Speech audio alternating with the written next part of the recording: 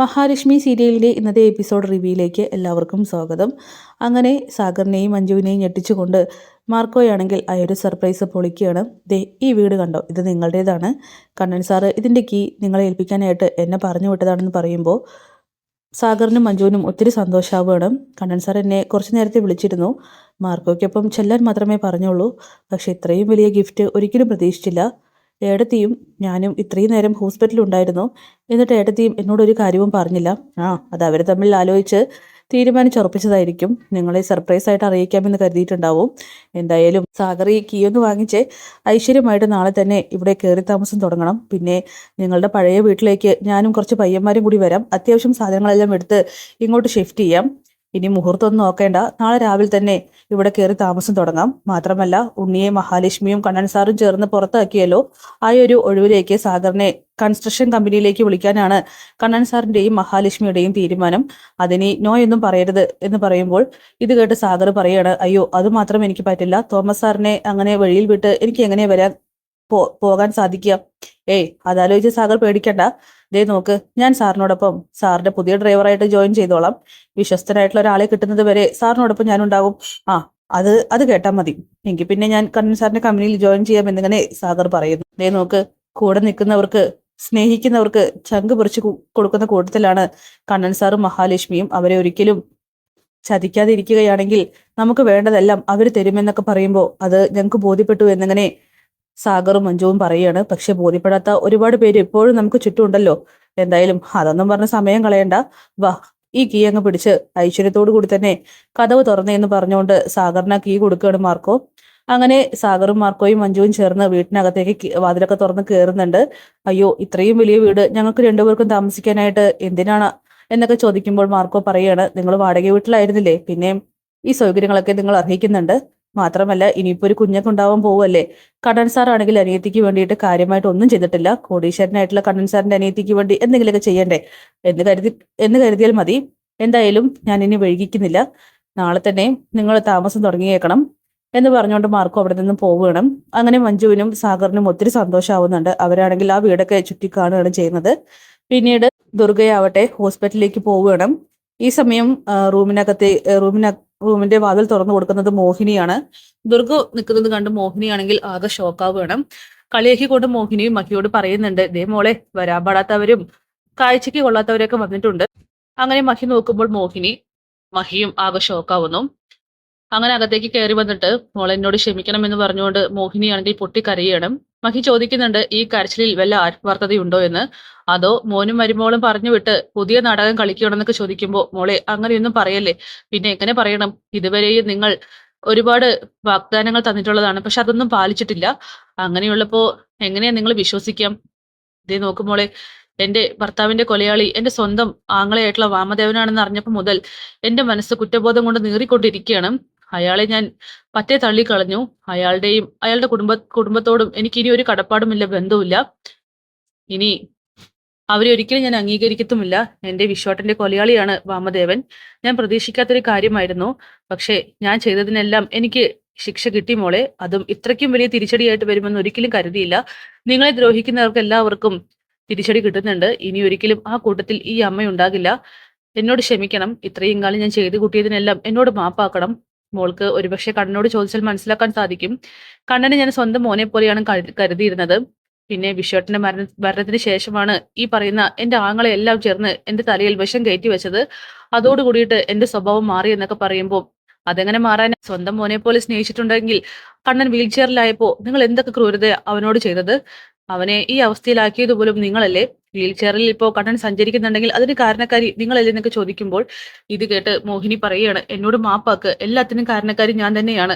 കണ്ണനെ ഞാൻ തള്ളിക്കളഞ്ഞു. എനിക്ക് അതിനുള്ള ശിക്ഷ കിട്ടിക്കഴിഞ്ഞു. നിങ്ങൾക്കറിയാമോ, ആദ്യം ഞാൻ കണ്ണന് ഭക്ഷണം ഉണ്ടാക്കിയിട്ട് എന്റെ മക്കൾക്ക് പോലും അവർക്ക് ഇഷ്ടമുള്ളത് ഉണ്ടാക്കി കൊടുക്കത്തുള്ളൂ. അങ്ങനെയുള്ള ഞാൻ മാറിയിട്ടുണ്ടെങ്കിൽ എനിക്ക് ചുറ്റുമുള്ള ആളുകൾ മാത്രമാണ് അതിന് കാരണം. എന്നോട് ക്ഷമിക്കണം. ഇനി അതൊക്കെ എങ്ങനെ പറയണമെന്നും എങ്ങനെ നിങ്ങളെ ബോധ്യപ്പെടുത്തണമെന്നും എനിക്ക് അറിയില്ല എന്നൊക്കെ പറയുമ്പോൾ, എന്തായാലും ഞങ്ങൾക്കൊരു ഡൗട്ട് ഉണ്ട്, അതും കൂടി നിങ്ങൾ ക്ലിയർ ആക്കി തരണം. ഈ പറയുന്ന പ്രതാപനെയും വാമദേവനെയും സഹായിക്കാനായിട്ട് ആ കൊട്ടേഷനിൽ നിങ്ങളും കൂടിയിട്ടുണ്ടെന്ന് ചോദിക്കുമ്പോൾ, അയ്യോ മോളെ അങ്ങനെ മാത്രം പറയരുത്, ഒരിക്കലും എന്റെ വിശ്വട്ടിനെ കൊല്ലാനായിട്ട് ഞാൻ കൂടെ നിന്നിട്ടില്ല എന്നൊക്കെ പറയുകയാണ്. അതിനി എത്രയൊക്കെ പറഞ്ഞാലും ഞാൻ സമ്മതിച്ചു തരില്ല. പിന്നെ ദുർഗ എന്നുള്ള പേരിൽ ഒരുപാട് ദുഷ്ടത്തരങ്ങൾ ഞാൻ ചെയ്തു കൂട്ടി. ദേവിയുടെ പേരും വെച്ച് ചെകുത്താന്റെ പ്രവൃത്തികളായിരുന്നു എന്റെ പക്കൽ നിന്ന് ഉണ്ടായിട്ടുള്ളത്.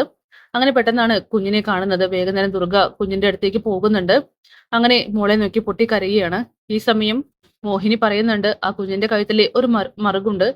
ഒരുപാട് തവണ വയറ്റിലിരിക്കുമ്പോൾ തന്നെ അമ്മയെയും കുഞ്ഞിനെയും കൊല്ലാനായിട്ട് ദുഷ്ടക്കൂട്ടങ്ങളായിട്ടുള്ള നിങ്ങൾ ശ്രമിച്ചു. പക്ഷെ അതെല്ലാം അതിജീവിച്ച് ആ കുഞ്ഞ് പിറവിയെടുത്തു. ഇനി ആ കുഞ്ഞ് വളരും തോറും ആ മറുക് പടർന്നുകൊണ്ടിരിക്കുമെന്നൊക്കെ പറയുമ്പോൾ ദുർഗയ്ക്ക് ആ ഒരു വേദന സഹിക്കാനായിട്ട് കഴിയുന്നില്ല. അവർ വീണ്ടും കരയുന്നു. ഈ കരച്ചിലിൽ എന്തെങ്കിലും ആത്മാർത്ഥതയുണ്ടോ?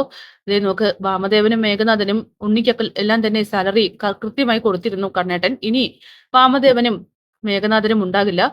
അത് കട്ട് ചെയ്തു. അതുപോലെ ഉണ്ണിയുടെ കാര്യം ഞങ്ങൾ ചെയ്തത് എന്തുകൊണ്ടെന്നറിയോ? ഒരു മനസ്സാക്ഷി ഉള്ളത് കൊണ്ടാണെന്നൊക്കെ പറയുമ്പോൾ, അയ്യോ മോളെ, അവനോട് ഒരിക്കലും മനസ്സാക്ഷി കാണിക്കരുത്. അവൻ ജോലിയെടുത്ത് ജീവിക്കട്ടെ. അത് കട്ട് ചെയ്യണം. പിന്നെ കമലേശ്വരത്തിന് താമസിക്കാനുള്ള യോഗ്യതയുണ്ടോ? കണ്ണന്റെ ചിലവിൽ കഴിയാനുള്ള യോഗ്യത പോലും എനിക്കില്ല. അതുകൊണ്ട് നിങ്ങൾ ആട്ടിവിടുകയാണെങ്കിൽ ഏതെങ്കിലും അനാഥ മന്ദിരത്തിൽ ചെന്ന് താമസിക്കാൻ ഈ ദുർഗ തയ്യാറാണെന്നൊക്കെ പറയുമ്പോൾ മഹിയാണെങ്കിൽ ആകെ ഷോക്കാവുകയാണ്. ഈ മാറ്റത്തിൽ എന്തെങ്കിലും സത്യമുണ്ടെങ്കിൽ നിങ്ങൾക്ക് ഇനി നല്ലത് മാത്രമേ ഉണ്ടാവൂ. മോളെ, അതെങ്ങനെ പറഞ്ഞ് മനസ്സിലാക്കണമെന്ന് എനിക്കറിയില്ല. പിന്നെ മോളും കുഞ്ഞും ഡിസ്ചാർജ് ചെയ്ത് വീട്ടിലേക്ക് വരികയാണെങ്കിൽ പൊന്നുപോലെ നിങ്ങളെ ഞാൻ നോക്കിക്കോളാം. എന്നോട് ക്ഷമിക്കണം. ചെയ്തു കൂട്ടിയ എല്ലാ തെറ്റുകൾക്കും ഈ അമ്മ മാപ്പ് ചോദിക്കുന്നു. നിങ്ങള് മാറിയത് ഞാൻ വിശ്വസിക്കാം. പക്ഷേ ഉണ്ണി വിചാരിച്ചാൽ മാത്രമേ കരുണയെ മാറ്റിയെടുക്കാൻ കഴിയുള്ളൂ എന്ന് പറയുമ്പോൾ അവളെ മാറ്റിയെടുക്കാൻ പറ്റുമെന്ന് എനിക്ക് തോന്നുന്നില്ല മോളെ. അവളെ ഇനി അംഗീകരിക്കാൻ പറ്റുമെന്നും എനിക്ക് തോന്നുന്നില്ല. കാരണം എന്റെ വിശ്വട്ടന്റെ കൊലയാളിയുടെ മോളാണ് ഈ കരുണ. എന്തോ എനിക്കതിന് മനസ്സ് വരുന്നില്ല. നിങ്ങളുടെ നന്മ തിരിച്ചറിയാൻ അവർക്കാർക്കും സാധിക്കുമെന്നും എനിക്ക് തോന്നുന്നില്ല. പക്ഷെ നിങ്ങളെ ഇനിയും ദ്രോഹിക്കുകയാണെങ്കിൽ അവർക്ക് ഒരിക്കലും നല്ല കാലം ഉണ്ടാവില്ല എന്നൊക്കെ പറഞ്ഞുകൊണ്ട് ദുർഗയാണെങ്കിൽ കരയുകയാണ്. അങ്ങനെ ദുർഗ മോഹിനിയുടെ കൈ പിടിച്ചുകൊണ്ട് പറയുന്നുണ്ട്, മഹാലക്ഷ്മി നിങ്ങൾ വളർത്തിയ മോളാണ്. അതിന്റെ എല്ലാവിധ ഗുണങ്ങളും ആ മോളിലുണ്ട്. പക്ഷെ കരുണ, അവൾ വഴിപിഴച്ചു പോയവളാണ്. കാരണം അവളെ വളർത്തിയത് അവളുടെ മുത്തശ്ശിയും അവളുടെ അച്ഛനും ചേർന്നാണ്. അവൾ ഒരിക്കലും നല്ലൊരു ജീവിതം അർഹിക്കുന്നില്ല. മാത്രമല്ല നന്നാവാൻ പോകുന്നില്ല. എന്തായാലും ഇതിൽ കൂടുതലൊന്നും എനിക്ക് പറയാനില്ലെന്ന് പറഞ്ഞുകൊണ്ട് കുഞ്ഞിനെ ഒരു നോക്കുകൂടിയും കണ്ട് മാപ്പ് പറഞ്ഞ് അവിടെ നിന്ന് ദുർഗ ഇറങ്ങി പോവുകയാണ്. അങ്ങനെ മോഹിനിയും മഹിയും ആകെ ഷോക്കാവുന്നുണ്ട് അവരുടെ ഒരു വലിയ മാറ്റത്തിൽ. അങ്ങനെ മോഹിനി മഹിയോട് പറയുകയാണ്, മോളെ ഈ മാറ്റം സത്യമായിരിക്കോ? അറിയില്ലമ്മേ, എനിക്കൊന്നും അറിയില്ല. ഇതിനു മുന്നും ഇതുപോലെ ഒരുപാട് നാടകങ്ങൾ കളിച്ചിട്ടുള്ളതാണല്ലോ അവര്. അതുകൊണ്ടൊന്നും വിശ്വസിക്കാനും കഴിയുന്നില്ല. അഥവാ സത്യമാണെങ്കിൽ അവർക്ക് നല്ലത്. പിന്നെ അവര് പറഞ്ഞ കാര്യങ്ങളിൽ ഒരു കാര്യം സത്യമാണ്. കണ്ണേട്ടൻ്റെ അച്ഛന്റെ മരണം വരെ കണ്ണേട്ടൻ്റെ അച്ഛനെയും അവർ ആത്മാർത്ഥമായിട്ട് സ്നേഹിച്ചിരുന്നു. അതിനുശേഷമാണ് ഇങ്ങനെയൊക്കെ സംഭവിച്ചതെന്ന് പറയുമ്പോൾ എന്തായാലും അവർ മാറുകയാണെങ്കിൽ അത്രയും നല്ലതെന്ന് പറഞ്ഞ് മോഹിനിയും മഹിയും പരസ്പരം സംസാരിക്കുകയാണ്. പിന്നീട് ദുർഗ നേരെ പോകുന്നത് സാഗറിനെയും മഞ്ജുവിനെയും കണ്ട് ക്ഷമ ചോദിക്കാൻ വേണ്ടിയിട്ടാണ്. കോളിംഗ് ബെൽ അടിച്ചതിന് ശേഷം അവർ പുറത്തേക്ക് ഇറങ്ങി നിൽക്കുകയാണ്. കോളിംഗ് ബെല്ലിന്റെ സൗണ്ട് കേൾക്കുമ്പോൾ സാഗർ വന്ന് വാതിൽ തുറക്കുന്നുണ്ട്. ആരെയും കാണുന്നില്ല. അങ്ങനെ പുറം തിരിഞ്ഞു നിൽക്കുന്ന ദുർഗയുടെ അടുത്തേക്ക് വന്നിട്ട് ആരാണെന്ന് അങ്ങനെ സാഗർ ചോദിക്കുമ്പോൾ ദുർഗ തിരിഞ്ഞു നിൽക്കുന്നു. ഓ, നിങ്ങളായിരുന്നോ? നിങ്ങളെന്തിനാ ഇങ്ങോട്ട് വന്ന്? എന്റെ കുഞ്ഞിനെ കളയാൻ വേണ്ടിയിട്ടാണോ? മോനെ, അത് പിന്നെ എന്നെ തെറ്റിദ്ധരിക്കല്ലേ. എനിക്ക് നിങ്ങളെ ഇന്ന് കാണണമെന്നുണ്ടായിരുന്നു. ദേ, നിങ്ങൾ മിണ്ടി പോവരുത്. ഇവിടെ നിന്നും പോവാൻ നോക്കും. അവിടേക്ക് മഞ്ജു വരുവാണ്. എന്താ സാഗരേട്ടാ, ആരാ വന്നിരിക്കുന്നത്? ദേ, കാണാൻ പാടാത്തവരും വരാൻ പാടാത്തവരൊക്കെ വന്നിരിക്കുന്നത്. അതൊന്ന് നോക്കിക്കേ. അങ്ങനെ മഞ്ജു ആണെങ്കിൽ ദുർഗയെ കാണുമ്പോൾ ചീറിപ്പാഞ്ഞ് അവരുടെ അടുത്തേക്ക് വന്നിട്ട് പറയുകയാണ്, എന്താ അമ്മേ, എന്റെ കുഞ്ഞിനെ കളയണമായിരുന്നോ? എന്തെങ്കിലും കൊണ്ടുവന്നിട്ടുണ്ടോ കുഞ്ഞിനെ കളയാൻ വേണ്ടിയിട്ട്? മോളെ, അത് പിന്നെ മോളെ ഈ അമ്മയോട് ക്ഷമിക്കണം. ഞാൻ ഹോസ്പിറ്റലിൽ ചെന്നിട്ട് വരുന്ന വരവാണെന്ന് പറയുമ്പോൾ, ഓ, അവിടെ നിന്നിട്ട് എല്ലാവരും ഒരുപാട് സ്വീകരിച്ചു കാണുമല്ലോ. സ്വീകരിക്കാൻ വഴിയില്ല. അവരുടെ മുഖത്ത് നോക്കി നോക്കി ആട്ടിപ്പായച്ച ലക്ഷണമാണ് കാണുന്നതെന്നൊക്കെ സാഗർ പറയുമ്പോൾ, നിങ്ങൾ എന്ത് വേണമെങ്കിലും പറഞ്ഞോ, പക്ഷെ എനിക്ക് നിങ്ങളോട് മാപ്പ് ചോദിക്കണം. എന്നോട് ക്ഷമിക്കും. അല്ല, നിങ്ങളുടെ ആങ്ങളെയായിരിക്കുമല്ലേ എന്റെ കുഞ്ഞിനെ കളയാൻ വേണ്ടിയിട്ട് നിങ്ങളെ ഇങ്ങോട്ട് വിട്ടയച്ചിട്ടുണ്ടാവുക എന്നിങ്ങനെ സാഗർ ചോദിക്കുമ്പോൾ, മോനെ അങ്ങനെയൊന്നും പറയല്ലേ. അയാളെ ഞാൻ തീർത്തും വിട്ടുകളഞ്ഞു. അയാളുടെ കുടുംബത്തോടുള്ള ബന്ധം ഞാൻ അവസാനിപ്പിച്ചു. ഇനി ഒരിക്കലും അയാളുമായിട്ട് യാതൊരു ബന്ധവുമില്ല. എന്റെ വിശ്വാട്ടിന്റെ കൊലയാളിയാണ്. എന്റെ മക്കളുടെ അച്ഛനെ കൊന്നവനാണ്. അവനെ ഒരിക്കലും ഞാൻ ഇനി എന്റെ മനസ്സാക്ഷി കൊണ്ട് സ്വീകരിക്കില്ല എന്നൊക്കെ പറയുമ്പോൾ, ഓ, ഇതൊക്കെ പുതിയ നാടകമായിരിക്കും. അമ്മയ്ക്ക് ഒരിക്കലും ഞങ്ങളെ സ്നേഹിക്കാൻ കഴിയില്ല. ദേ നോക്ക്, ഈ നിൽക്കുന്ന സാഗരേട്ടൻ നമ്മളുടെ തറവാട്ടിലേക്ക് വരുന്നത് അമ്മയ്ക്ക് ഇഷ്ടമായിരുന്നോ? അല്ലല്ലോ. അമ്മയ്ക്ക് ഞങ്ങൾ രണ്ടുപേരും അങ്ങോട്ട് വരുന്നത് ഇഷ്ടമല്ല. പിന്നെ അമ്മ എന്തിനാ ഇങ്ങോട്ട് വന്നിരിക്കുന്നത്? ഞാൻ പറഞ്ഞിട്ടുള്ളതല്ലേ അമ്മയെ എനിക്ക് കാണണ്ട എന്ന്. മോളെ, മഹാലക്ഷ്മിയോട് മാപ്പ് ചോദിച്ചിട്ട് ഞാൻ വരുന്നത്. ദേ, എനിക്ക് മനസ്സിലായി. ഇനി ഞാൻ നിങ്ങളോടൊപ്പം നിൽക്കും. കാരണം അമ്മയുടെ തെറ്റ് അമ്മയ്ക്ക് മനസ്സിലായി എന്നൊക്കെ പറയുമ്പോൾ, അമ്മേ ഒരു കാര്യം പറയാം, നിങ്ങളാരും ഒരിക്കലും നന്നാവാൻ പോകുന്നില്ല. ഇത് പുതിയ നാടകമാണെന്ന് ബോധ്യപ്പെട്ടു. അമ്മയും മരുമോളും എല്ലാവരും ചേർന്ന് കളിക്കുന്നതാണെന്നൊക്കെ പറയുമ്പോൾ ഇനിയിപ്പോ എനിക്കൊന്നും പറയാനില്ല. എന്നെ വിശ്വസിക്കാമെങ്കിൽ വിശ്വസിക്കാം എന്ന് പറഞ്ഞ് ദുർഗ അവിടെ നിന്ന് പോകുമ്പോൾ അമ്മ പോയിക്കോ, ഇവിടെ നിൽക്കാത്തതായിരിക്കും നല്ലതെന്ന് പറഞ്ഞുകൊണ്ട് ആട്ടി വിടുകയാണ് മഞ്ജു. ഈ സമയം അവരാണെങ്കിൽ രണ്ടടി നടന്നതിന് ശേഷം തിരിഞ്ഞു നോക്കിയിട്ട് പറയുന്നുണ്ട്, മോളെ ഭക്ഷണമൊക്കെ കഴിക്കണേന്നും. ആ, ഭക്ഷണമൊക്കെ കഴിപ്പിക്കാനേ ഇവിടെ ആളുണ്ട്, നിങ്ങൾ നിങ്ങളുടെ ജോലി നോക്കി പോകാൻ നോക്കുന്നു പറഞ്ഞുകൊണ്ട് സാഗർ ആണെങ്കിൽ ദുർഗയെ അവിടെ നിന്നും ആട്ടി വിടുകയാണ് ചെയ്യുന്നത്. ദുർഗയാണെങ്കിൽ വളരെ വിഷമത്തോടു കൂടി തന്നെ കാർ എടുത്ത് അവിടെ നിന്നും പോകുന്നുണ്ട്. അങ്ങനെ ദുർഗ പോയതിനു ശേഷം മഞ്ജു ആണെങ്കിൽ സാഗറിനോട് പറയുന്നുണ്ട്, കാര്യസാധ്യത്തിന് മാത്രമേ എൻ്റെ ആങ്ങളെയും അമ്മയും എൻ്റെ നാത്തൂനൊക്കെ തന്നെ സോപ്പിട്ട് വരികയുള്ളൂ. അതുകൊണ്ട് ഈ പോയവരെ ഒരിക്കലും വിശ്വസിക്കാനായിട്ട് എനിക്ക് കഴിയില്ല സാഗറേട്ട എന്ന് പറഞ്ഞുകൊണ്ട് കരഞ്ഞുകൊണ്ട് പറയുമ്പോൾ സാഗറാണെങ്കിൽ, ഏയ് എന്തായാലും നമ്മൾ അങ്ങോട്ട് ചെല്ലാനൊന്നും പോകുന്നില്ലല്ലോ. ഇല്ല സാഗറേട്ടാ, എൻ്റെ അമ്മ എന്നെ ഒന്നും ചെയ്യുമായിരിക്കില്ല. കാരണം ഞാൻ അവരുടെ മകളാണല്ലോ. പക്ഷെ എൻ്റെ വയറ്റിൽ കിടക്കുന്ന കുഞ്ഞിനെയും സാഗറേട്ടനെയും അപായപ്പെടുത്താനായിട്ട് അവരെല്ലാവരും ശ്രമിച്ചേക്കും എന്ന് പറഞ്ഞുകൊണ്ട് മഞ്ജു ആണെങ്കിൽ അകത്തേക്ക് കയറി പോവുകയാണ്. സാഗറിനും അത് ബോധ്യപ്പെടുന്നുണ്ട്. പിന്നീട് ഹോസ്പിറ്റലിലാണെങ്കിൽ മോഹിനി കുഞ്ഞിനെ ലാളിച്ചുകൊണ്ടിരിക്കുക. ഈ സമയം മഹിയാണെങ്കിൽ മോഹിനിയോട് പറയുന്നുണ്ട്, ഇപ്പോ കണ്ണേട്ടന്റെ അമ്മ ചിന്തിക്കുന്നത് പോലെ തന്നെയാണ് ഉണ്ണിയും ചിന്തിക്കുന്നതെങ്കിൽ കരുണയെ മാറ്റിയെടുക്കാൻ എളുപ്പമായിരിക്കില്ല അമ്മയെന്നൊക്കെ ചോദിക്കുമ്പോൾ കരുണ അവളെക്കുറിച്ച് ആലോചിച്ച് എനിക്ക് ഒത്തിരി വിഷമുണ്ട് മോളെ. കാരണം എന്തെന്ന് ചോദിച്ചാൽ അവൾ ഇനി നാളെ ഒരു അമ്മയാണ്.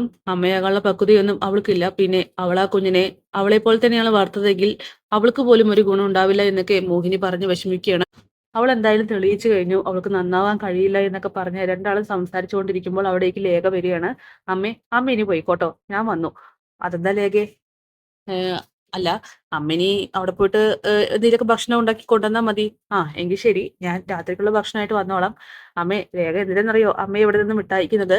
കുഞ്ഞിനെ അവൾക്ക് മാത്രം എടുക്കാൻ വേണ്ടിയിട്ടാണെന്നൊക്കെ പറയുമ്പോൾ, അങ്ങനെയൊന്നും അല്ല കേട്ടോ, ഞാൻ അമ്മ കുറച്ച് ഫ്രീ ആയിക്കോട്ടെ എന്ന് കരുതിയിട്ടാ. ആ, ശരി ശരി, ഞാൻ പോയിക്കോളാം. അല്ലമ്മേ, ഒരു കാര്യം ഞാൻ ചോദിച്ചോട്ടെ?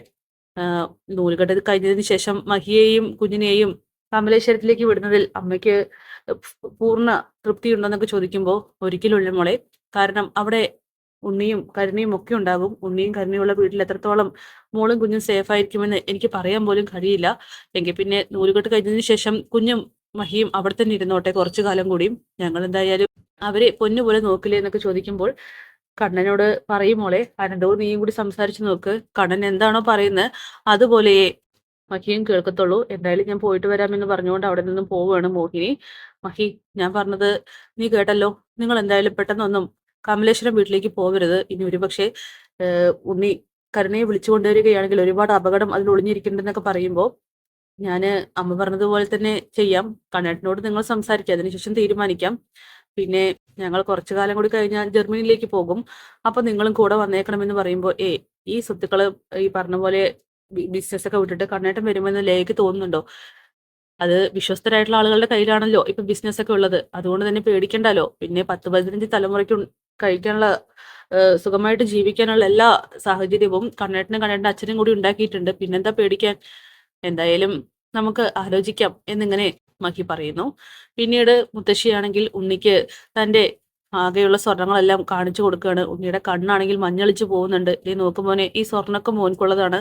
ഞാൻ ലോക്കറിൽ നിന്നും ഇന്നലെ എടുത്തു വെച്ചതാണ്. മോള് ഒന്നും അറിഞ്ഞിട്ടില്ല. അതുകൊണ്ട് മോളോടൊന്നും പറയാനും നിൽക്കണ്ട എന്നൊക്കെ പറയുമ്പോൾ, അയ്യോ മുത്തശ്ശി, ഇതൊന്നും വേണ്ടായിരുന്നു. പിന്നെ കരുണ അറിയാതിരിക്കാൻ തന്നെയാണ് എനിക്ക് ആഗ്രഹം. കരുണയോട് പറയാൻ നിൽക്കണ്ട. മോനിത് പിടിച്ച് കാറ് കൊണ്ടുവച്ചോ. എന്തായാലും എൻ്റെ കൊച്ചുമോളെ, അവളെ സന്തോഷത്തോടെ നോക്കിയാൽ മതി. ഇനി മോന്റെ അമ്മ അവളെ സ്വീകരിക്കാനൊന്നും പോകുന്നില്ല. അതുകൊണ്ട് മോൻ ഒരിക്കലും അവളെ കരയിക്കരുത്. എനിക്ക് അത്രയും പറയാനുള്ളതെന്നൊക്കെ പറയുമ്പോൾ, ശരി മുത്തശ്ശി, ഞാൻ അതുപോലെ തന്നെ ചെയ്തോളാം. എങ്കിലേ വാ, നമുക്ക് പോകാം. അങ്ങനെ മുത്തശ്ശിയാണെങ്കിൽ ഉണ്ണിയെയും കൂട്ടിയിട്ട് പുറത്തേക്ക് ഇറങ്ങുമ്പോൾ അവരുടെ മനസ്സിൽ വലിയ സങ്കടമാണ് തോന്നുന്നത്. കാരണം ഇത്തിരിക്കുന്ന മാലയും മോതിരവും വളയും അല്ലാതെ അവരുടെ കയ്യിൽ ഇനി സ്വർണം എന്നുള്ള കാര്യം തന്നെ ഇല്ല. അങ്ങനെ ഒരുപാട് വിഷമിക്കുന്നുണ്ട്. പിന്നീട് മുത്തശ്ശിയും ഉണ്ണിയും ചേർന്ന് തിരിച്ചു വീട്ടിലേക്ക് വരികയാണ്. മോനെ, മോള് അവിടെ റെഡിയായി നിൽക്കുന്നുണ്ടാകും. പറഞ്ഞതൊക്കെ ഓർമ്മയുണ്ടല്ലോ. അവളെ മോൻ ഒരിക്കലും കരയിപ്പിക്കരുത്. ഇല്ല മുത്തശ്ശി, മുത്തശ്ശി എനിക്ക് പ്രമാണമൊക്കെ ഒപ്പിട്ട് എഴുതി തരുമല്ലോ എൻ്റെ പേരിലേക്ക്. പിന്നെ ഞാൻ എന്തിനാ കരുണയെ കരയിപ്പിക്കുന്നത്? ആ അതാ മോള് നോക്കുന്നുണ്ടെന്ന് പറഞ്ഞുകൊണ്ട് കരുണയുടെ അടുത്തേക്ക് മുത്തശ്ശിയും ഉണ്ണിയും പോവുകയാണ്. അല്ല, മുത്തശ്ശി ഉണ്ണിയേട്ടനെ വിളിക്കാൻ വേണ്ടി പോയതാണോ? അല്ല മോളെ, ഞാൻ ക്ഷേത്രത്തിൽ നിന്നും ഉണ്ണിയെ കണ്ടതാ. അപ്പൊ കയ്യോടെ ഇങ്ങോട്ട് കൂട്ടിക്കൊണ്ടുവന്നോ? കരുണ റെഡിയായി നിൽക്കല്ലേ എന്ന് ഉണ്ണി ചോദിക്കുമ്പോൾ, അതെ. പിന്നെ മോനെ, മോളെ ഒരിക്കലും കരയിപ്പിക്കരുത്.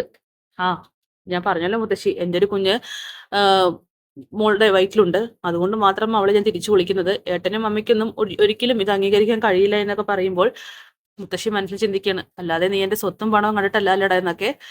എന്നാ കരുണെ, റെഡി ആയില്ലേ, നമുക്ക് പോകാം എന്ന് പറയണം. അങ്ങനെ മുത്തശ്ശിയുടെ വക ഉപദേശമാണ്, മോളെ അവിടെ ആരെങ്കിലും മോളെ തല്ലിയാൽ പോലും കരഞ്ഞോട് നിന്നാൽ മതി, പ്രതികരിക്കാനും നിൽക്കണ്ട. അറിയാലോ അച്ഛൻ്റെയും മുത്തശ്ശിയുടെ ഒക്കെ അവസ്ഥ. ദേ നോക്ക്, ഇനി മുത്തശ്ശിയുടെ കയ്യിൽ ഒന്നുമില്ല. അതെന്താ മുത്തശ്ശി അങ്ങനെ പറയുന്നത്? അപ്പൊ മുത്തശ്ശിയുടെ പുരയിടവും സ്വർണ്ണമൊക്കെ എവിടെ പോയി എന്നിങ്ങനെ കരുണ ചോദിക്കുമ്പോൾ, അയ്യോ അതൊക്കെ അവിടെ തന്നെ ഉണ്ട്, ഞാൻ പറഞ്ഞെന്ന് മാത്രം. അങ്ങനെ കരുണ അകത്തേക്ക് പോവുകയാണ്. ഈ സമയം ഉണ്ണിയാണെങ്കിൽ സന്തോഷത്തിൽ അങ്ങനെ നിൽക്കുന്നുണ്ട്.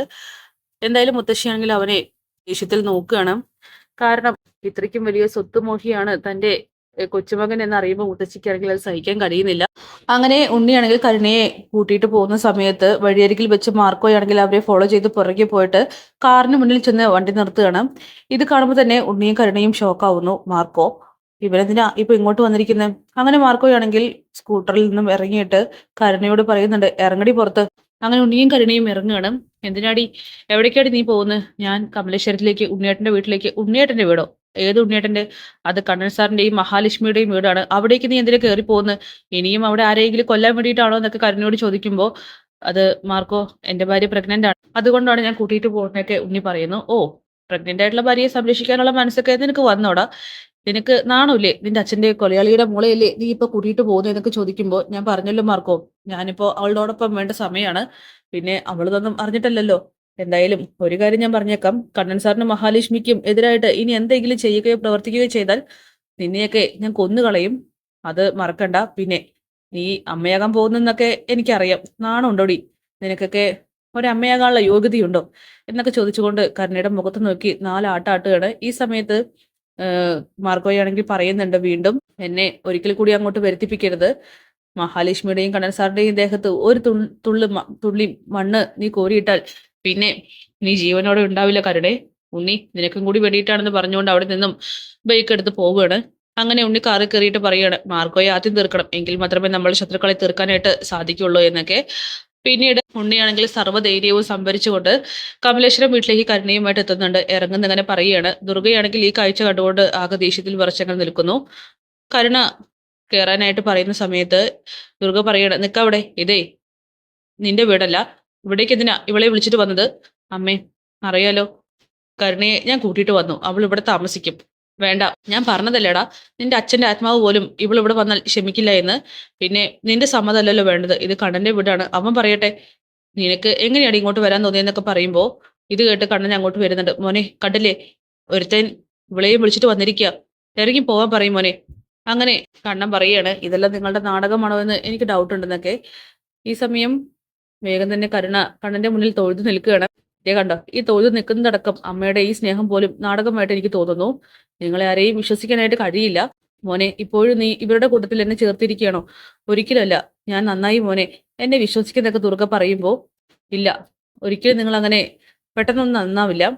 പിന്നെ എനിക്കും എൻ്റെ ഭാര്യയ്ക്കും എല്ലാവർക്കും ക്ഷമിക്കാൻ മാത്രമേ കഴിയുള്ളൂ. അതുകൊണ്ട് ഉണ്ണി, നിനക്ക് എന്തൊക്കെയോ പാരിതോഷികം കിട്ടിയിട്ടുണ്ട് ഇവളെ ഇങ്ങോട്ട് കൂട്ടിക്കൊണ്ടുവരാൻ. അല്ലാതെ ഒരിക്കലും നീ പ്രഗ്നന്റ് ആയിട്ടുള്ള ഭാര്യയെ സംരക്ഷിക്കാൻ തയ്യാറാകില്ല, കാരണം അത് അധിക ചെലവാണ്. അങ്ങനെ ദുർഗയും പറയുന്നുണ്ട്, അച്ഛന്റെ മരണവാർത്ത അറിയുന്നത് വരെ, അല്ലെങ്കിൽ കൊലയാളികൾ ആരാണെന്ന് അറിയുന്നത് വരെ ഇവളോട് യാതൊരു സ്നേഹമില്ലാത്തവനായിരുന്നു എൻ്റെ ഈ നിൽക്കുന്ന മകൻ. ഇപ്പൊ പെട്ടെന്ന് എവിടെ നിന്നാണ് നിനക്ക് സ്നേഹം പൊട്ടിമുളച്ചത്? കണ്ണം പറയുന്നത് പോലെ ആരെങ്കിലും നിനക്ക് എന്തെങ്കിലും തന്നോ? അങ്ങനെ ഉണ്ണിയോട് വീണ്ടും കണ്ണം പറയുന്നുണ്ട്, ഒരവസരം കൂടി തരാം, ഇനി ഇവളെന്തെങ്കിലും തെറ്റുകൾ ആവർത്തിക്കുകയാണെങ്കിൽ ഉറപ്പായിട്ടും നീയും ഈ നിൽക്കുന്ന നിന്റെ ഭാര്യയും പുറത്തേക്ക് പോകേണ്ടി വരും എന്നേക്കുമായിട്ടെന്ന് പറഞ്ഞുകൊണ്ട് കണ്ണനാണെങ്കിൽ ഒരവസരം കൂടി കൊടുക്കുകയാണ്. എന്തായാലും അതൊക്കെ കാണിച്ചുകൊണ്ടാണ് മഹാ എപ്പിസോഡ് അവസാനിക്കുന്നത്. കാത്തിരിക്കുന്ന നാളത്തെ കിടിലൻ എപ്പിസോഡിനായിട്ട് ബൈ ബൈ. ചെന്നിരി ചെറ്റനീ.